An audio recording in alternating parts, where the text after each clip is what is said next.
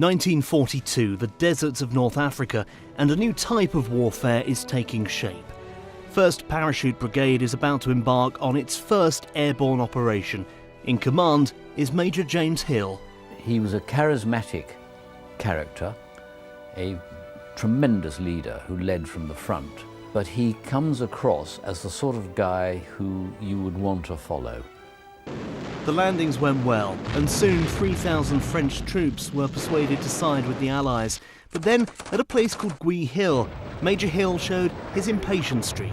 And James typically leads a patrol personally as the commanding officer, and it gets involved with an Italian tank, which he raps on the top of it with his thumbstick, and a guy pops out and shoots him. So here's the CO, badly wounded. He's taken back, he survives his wound, but doesn't continue fighting in North Africa because it takes him some time to recover. James Hill was born in 1911, the son of a major general. He joined the army at 20 but left in 1936 so he could marry his first wife before pursuing a career with the family's ferry company. As war broke out, he joined the army once more and volunteered for the fledgling Parachute Regiment. Well, what appealed to me about him was his ability to turn disaster into something that was pretty good.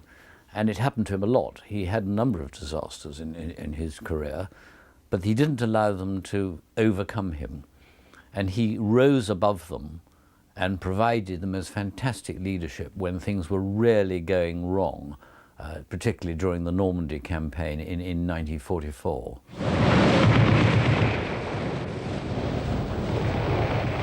D-Day, and Hill and his troops end up scattered around their drop zone in France. Then they're bombed by their own side and Hill is severely injured, but insists on keeping going and helping his men. At that moment he's then whisked away by the head doctor of the division and told, "You've got to have an operation on this." He said, "You're not to anaesthetise me unless you promise that I'm going back to my brigade. I don't want to wake up and find I'm on a ship back to England." And the chap promises this. And when he comes round, James has got this patch on his bottom. He's holding a drip in one hand, and he's driven back to his brigade, standing up in the doctor's jeep, who takes him back personally because he can't sit down. James Hill ended the war as a brigadier, highly decorated for his actions in command of parachute brigades. An inspirational figure, he lived long enough to see a statue of himself unveiled by the Prince of Wales on the 60th anniversary of D-Day in 2004.